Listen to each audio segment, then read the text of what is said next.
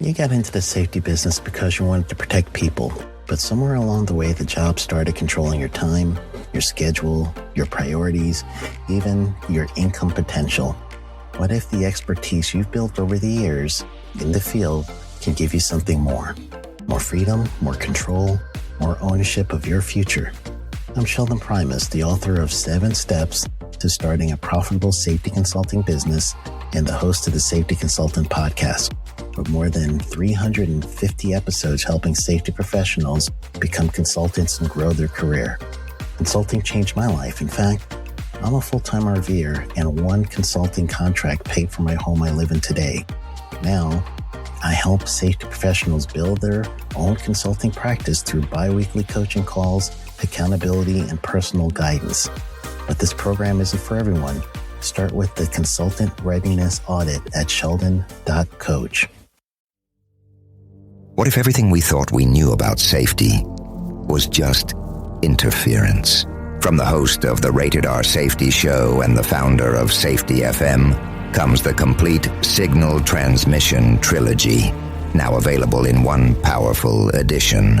Safety, in my opinion, the book that started the conversation. Safety Mutation, where the boundaries of culture, systems, and belief begin to break.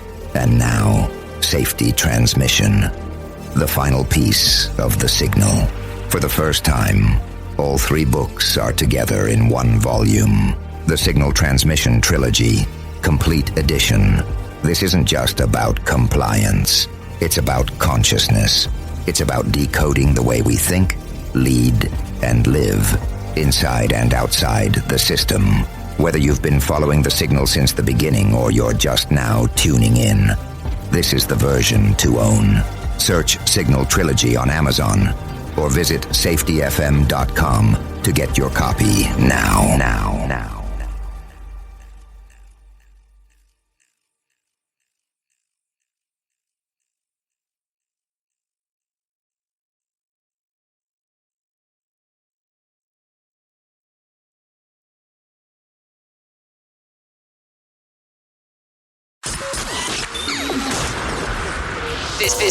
This show is brought to you by Safety FM.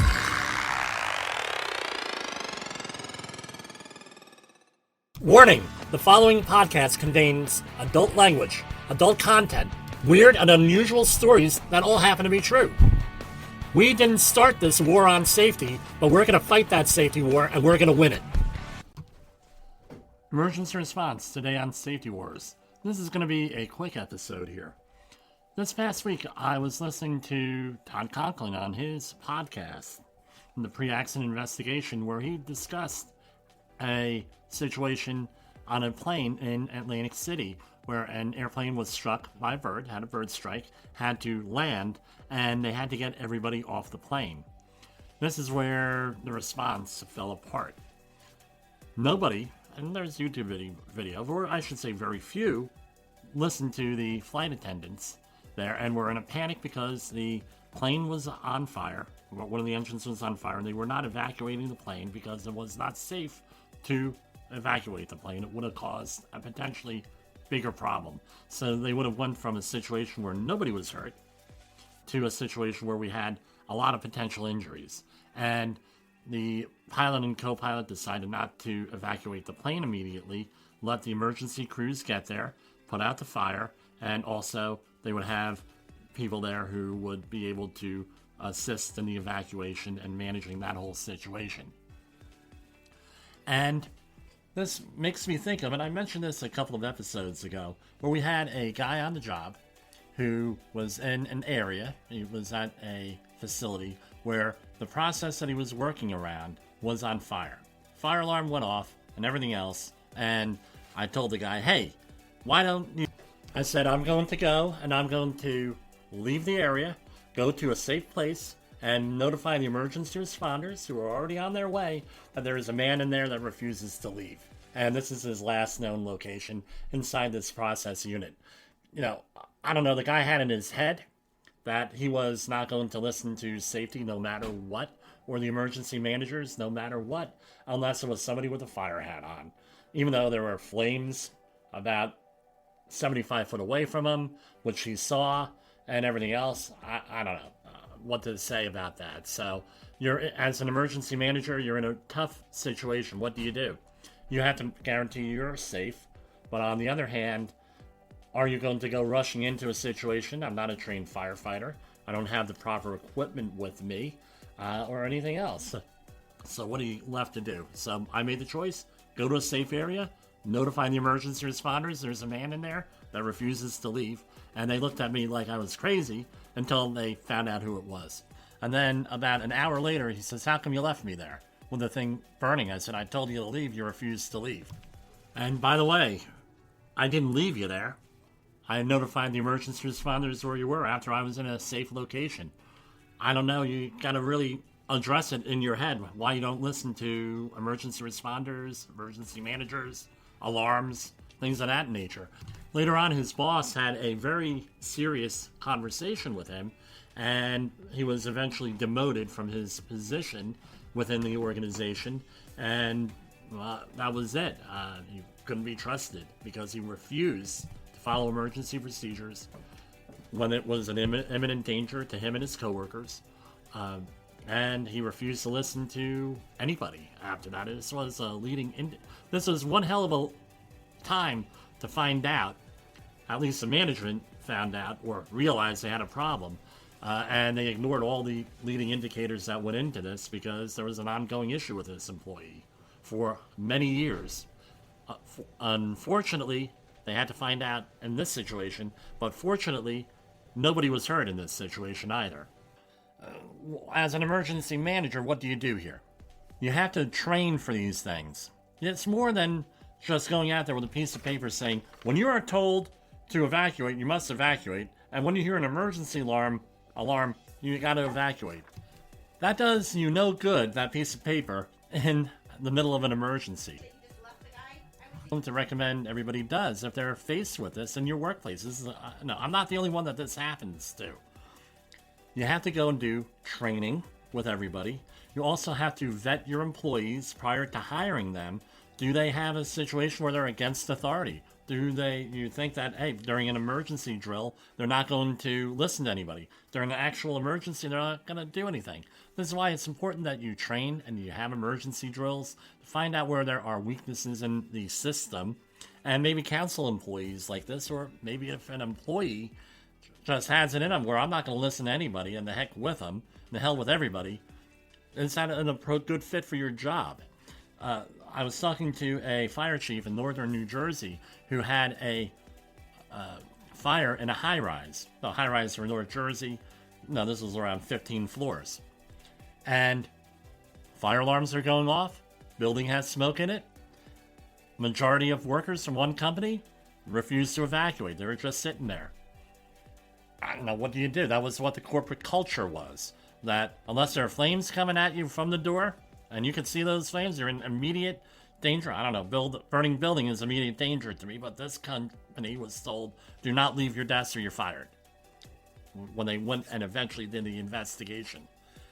Now, do you work in an organization like that? I don't know.